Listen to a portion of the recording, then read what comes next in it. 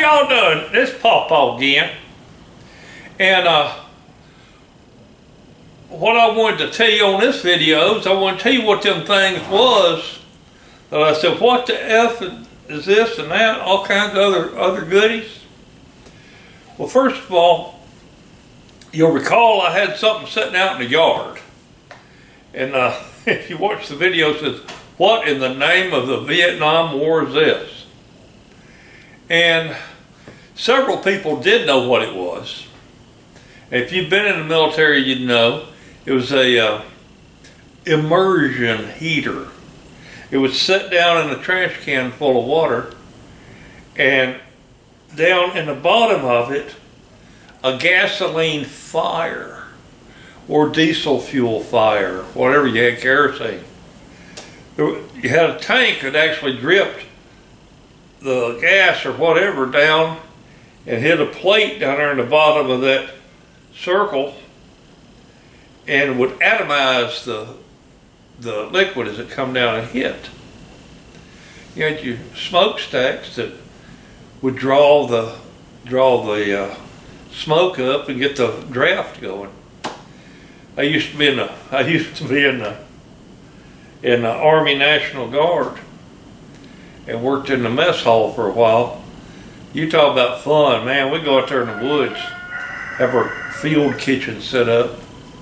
They say, Sarge, time you get out there and light them immersion heaters. Yes, sir. But the most fun was whenever I do it, have to have them all lit in the morning because the guys bring their mess kits. You know, if you don't know what a mess kit is, Google it.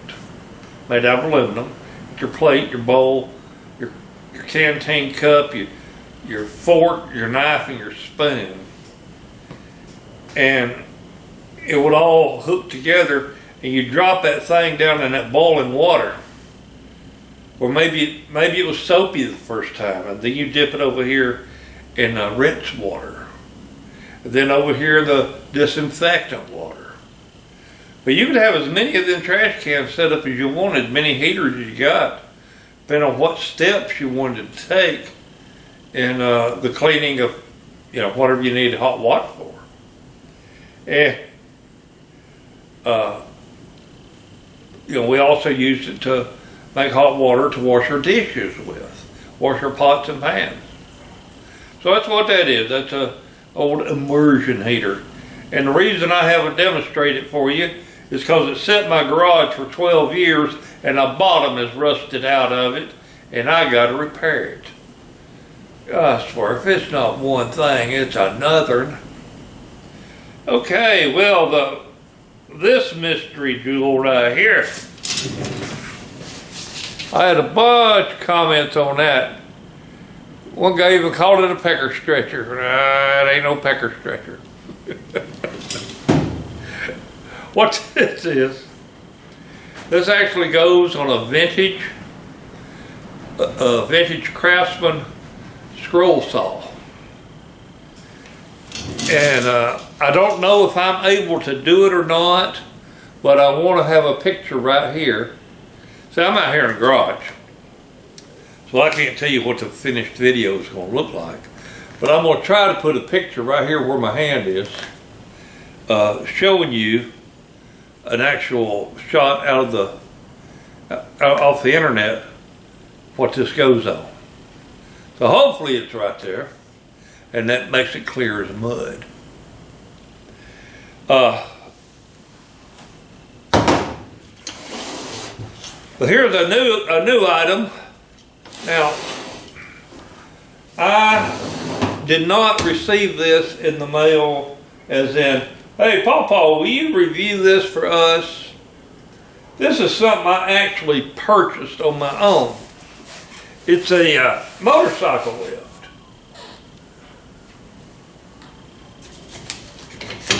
Or motorcycle stand. And it's made by Vevor. Remember them people I'm pissed off at because I can't get a new tub from a chicken plucker? Anyway, same company. But this thing is you can adjust the height on here just like any hydraulic jack, any hydraulic ball jack. And to raise it up, all you do is you get this set where it's underneath your bike, and you push down on this with your foot. And then you got a little lever right here that swings it over and locks. So this gets your bike up off the tires. So you do what you need to with it. I thought that's pretty cool. I got it for next to nothing. I think I'm gonna sell it, so I don't need it. But anyway, that's all there is to it. And then the weight of the motorcycle will push it back down. It's got that shock absorber right there. All right. So that's the new item, a VEVOR motorcycle stand. Now I want to talk to y'all about my buddy David. Praise God, people. Praise God. Your prayers are being answered. We were so afraid, so very afraid that he was eat up. Because they was talking about his lymph nodes. They was talking about this. They was talking about that. And I mean, you know, everybody just tore up. Well, he finally went in to get I said MRI last time. It was a CAT scan. Where they scanned him from toe to top of his head, looking for any cancer. And all they found, since all your prayers, praise God, since all your prayers, there's only one small spot. I think he said it was the size of your thumb, or maybe I'm just thinking it. Maybe as big as a quarter, but I don't think so. And then there's another small spot there with it. So they have put him on an iron infusion and blood transfusions to try to get him back into shape. And, you know, keep praying. He might beat this thing. And if you do have the faith that he will, then we know he will, don't we? But, folks, say your prayers for David Bragg. He's a very dear friend of mine. He's a nice feller, too. He'd do anything in the world for you.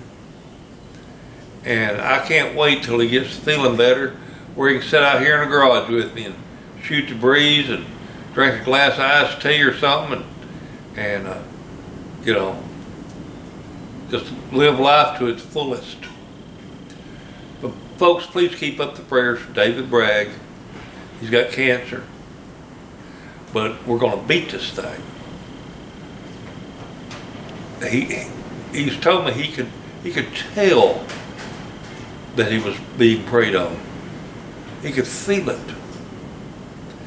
And I believe every word of it. Well, folks, that's all I got for today's video. Wasn't much to it, but I did want to touch base with you and let you know how David's doing and tell you what these things was you was guessing on. Y'all have a wonderful day and a better tomorrow. Bye, everybody.